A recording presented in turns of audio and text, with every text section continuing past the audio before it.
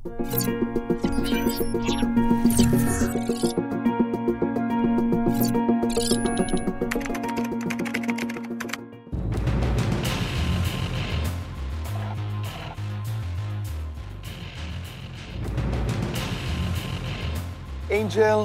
ano ang reklamo mo laban kay Aling Adelfa? Yung pag-chismis po niya ng sobra-sobra naman po. Okay lang po na i-chismis niya ako na may relasyon kami ng asawa niya, which totoo naman po yun. Pero yung sasabihin po niya na nasustentuhan po kami ng asawa niya, kasi may anak daw po kami. Parang hindi naman na po tama kasi yun eh. So, totoo na may relasyon ka? Opo. Hanggang ngayon? Wala po. Tinapos po namin yung mga 2 buwan lang po yun kasi nga po, iniisip ko din po si Nanay Ade. Meron mo. So, noong nagkaroon kayo ng relasyon, sila pa ni Nanay Adelfa? Nagsasama pa sila? Opo. So, ginagawa nyo ito na palihim? Opo. Yung sabi mong binibigyan, sinusustentuhan kayo ng pera, Opo. masakit sa iyo yun dahil Hindi naman po kasi totoo po yun eh. hindi ka nang hihingi ng pera. Hindi po, never Katulad ng po. sinasabi ni Nanay Adelfa. Opo. Napatagong nang hihingi ka ng pera at nagagalit siya dahil pag ikaw humihingi, binibigyan ka. Pag siya daw ang nanghingi, hindi siya binibigyan. Opo. Hindi totoo yun. Hindi po. So, ano ba ang problema? Sa chismis pa lang po niya na may relasyon kami, nakakahiya na po sa puntong gano'n eh. Pero naman dagdagan po chismis niya yun, ng totoo gano'n na naman mas yun. hihingi akong sustento, mas nagkaanak ba nga daw kami. May anak ba kayo ni wala Rex? Po, wala po. Kiniklaim din po ni Kuya Rex na may anak daw po kami, kahit po wala. Nauunawaan mo yan kung bakit? Ba't sinasabi ni Rex at sa kani Aling Adelfa na meron kayong anak? Hindi nga po eh. Ayoko naman po talaga sa kanya. Kasi nga po may edad na po siya. Inisip ko rin po kasi yung kinakasama ko rin po ngayon. So, ang sinasabi mo lang walang totoo na may relasyon kayo ngayon. Opo. Tapos si Aling Adelfa, tinatawag ka ba niya ng mga pangalan? Opo, may isang beses nga po, nagwala nga po yan eh. Nagwala po sa tapat ng bahay namin. Dahil? Siguro po sa sobrang sama ng loob niya sa akin dahil nagkaroon po kami ng relasyon ng asawa niya. Kasi po anak-anakan po nila ako eh. Siguro hindi po niya inaasahan na magagawa ko po yun sa kanya. Para na kitang anak, man yung ginagawa mo sa akin. At tinatanggap mo yun na kasalanan. Kasalanan ko po. Bakit mo nagawa yun? Kasi po nung oras na po na yun, ano po yun eh. Depressed po kasi po iniwan pa kami ng asawa ko.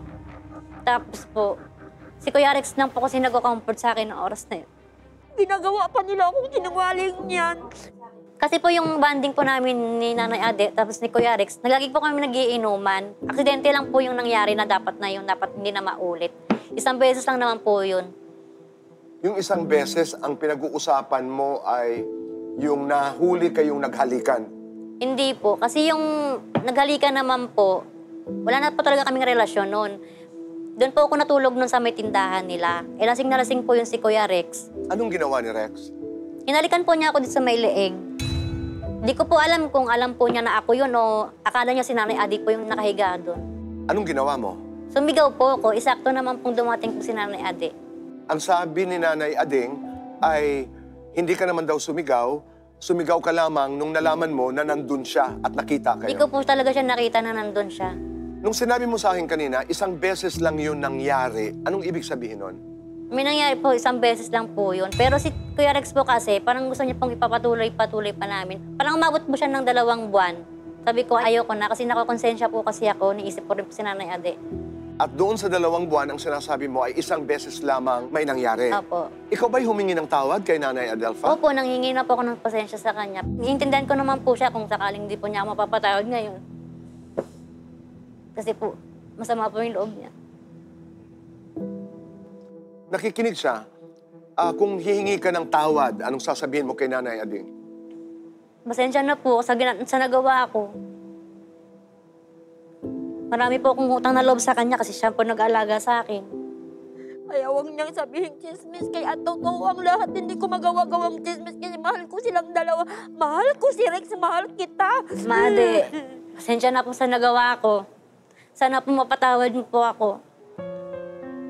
Sana mabalik natin yung dating kasama natin.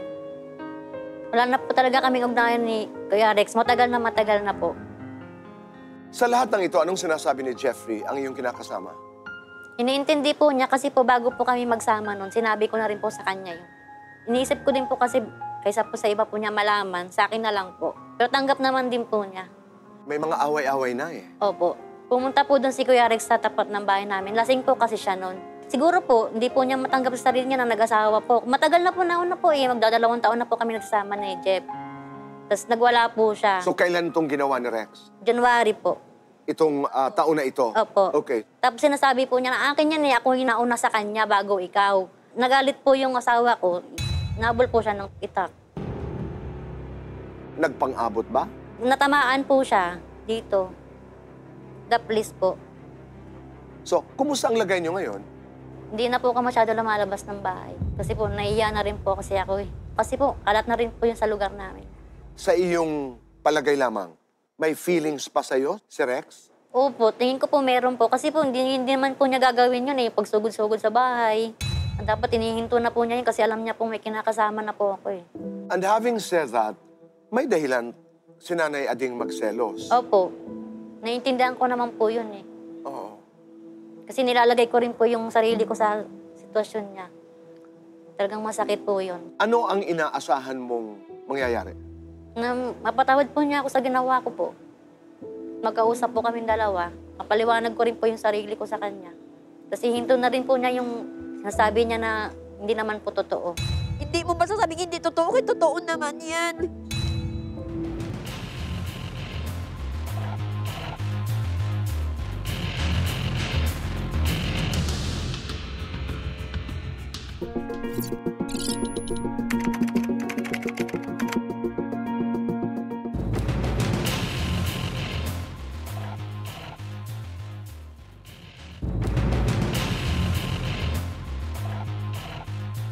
Nanay Adelfa, narinig niyo po lahat ng sinabi Opo. ni Angel. Ano po ang inyong reaksyon? Namin din po nila, tito. Yun na nga ang sabi niya na may mga jamming palagi sa amin na yung magtatagay-tagay. Nagising ako bandang mga 10:00 ng gabi. Silang dalawa po doon sa sala namin. Narinig ko talaga sinabi ng asawa ko na mahal niya si Angel. Mahal na mahal daw niya. Pero sa bagay, si Angel wala namang sinabi. Alam mo kung ano lang sinabi din niya. Kuya Rex, si Ate Andi. Tapos kinabukasan, tinanong ko sa asawa ko, sabi niya, di daw totoo, sinungaling daw ako. Gumagawa daw ako ng kwento. Pero narinig ko yung Tito Boy. Oo, sinabi naman daw niya na alang-alang sa pagmamahal, inarugaan niyo raw po siya nung siya nanganak, inalagaan niyo po ang kanyang anak, kinupkup niyo ho siya Opo. kay bagong hiwalay. Totoo po yan, Tito Boy.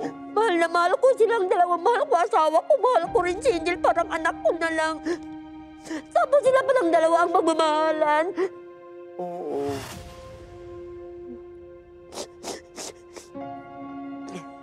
Tito, ko alam ang gawin ko. Ngayon na alam ko na ang totoo. Sinasabihan lang niya ako, dati gumagawa lang daw ako ng kwento. Di daw totoo yung sinasabi ko. Nagsisilos lang ko daw ako. Di daw ako naawa sa bata. Mahal na mahal ko yung bata na yan, Tito. Kasi wala akong anak na babae. Yung sabi ng sinugod ko siya, hindi yun sugod. Pinuntahan ko siya mismo. Sinabihan ko, Angel, umiwas ka kasi. Umiwas ka. Yun ang sabi ko sa kanya. Nanay Ading, hindi ba kayo nag-usap ni Rex tungkol dito? Nako, Tito Boy, yun na nga, sinungaling daw ako. Palibasa, matanda na daw ako. Ewan ko, Tito Boy, di ko na talaga alam ang gagawin ko. Ngayon, narinig ko naman galing kay ano. Totoo naman talaga yan, Tito Boy. Totoo naman yan. Maawa ka naman sa bata. O, biruin mo yan. Kung gano'n lang sasabihin sa akin, tingnan mo ngayon, di lumabas din ang totoo, di ba? Kahit mo sabihin naman, 2 buwan lang, pero meron talaga.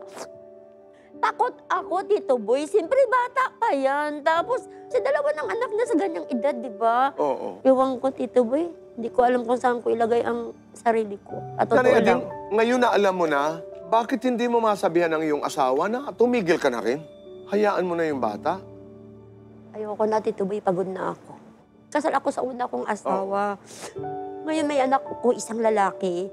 Kaya noong December, sabi ko, noong gawan mo nga ako ng kubo. Sabi na, hindi, mama, yung may tindahan dyan yung biyenan ko, dyan ka na lang para pag makapira ako, lalagyan mo na lang. Kaya doon ako ngayon sa kanila, Tito Boy. Alagaan mo yung mga apo mo dyan, mama. Doon ako ngayon. hindi kayo nagsasama ni Rex? Ayoko umuwi doon. Tito Boy, kahit pagbanggit ng pangalan niya, ayaw ko na. Ayaw mo na? Tito Boy, ayaw ko na talaga. Oo. Gaano na katagal kayo, nanay, na nakahiwalay sa kanya? Paulit-ulit yan nangyari. Pero nitong taon na to, noong December, Pasko di na kami. Hanggang New Year, hanggang ngayon. Kanina narinig nyo naman po si Angel. Ako naramdaman ko, ha, nanay, na mahal kayo. Mahal ko kasi siya. Alam naman, di ko siya pinabayaan dito, boy. Pati nga pagligo ng anak niya nung bago yan siyang panganak, di man siya marunong magpaligo ng anak na ako nagpapaligo niya. Sabi niya, oo. Ikaw daw ang kumupkup sa kanya, pati sa kanyang mga anak. Kaya nga, di ko makuha na magalit sa kanya, di ba?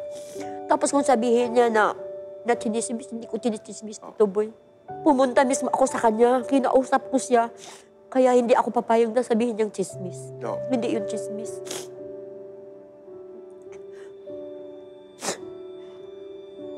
Hayaan mo, Nanay Ading, pag-uusapan natin ito. Kasama si Kuya Alan at Ate Pia.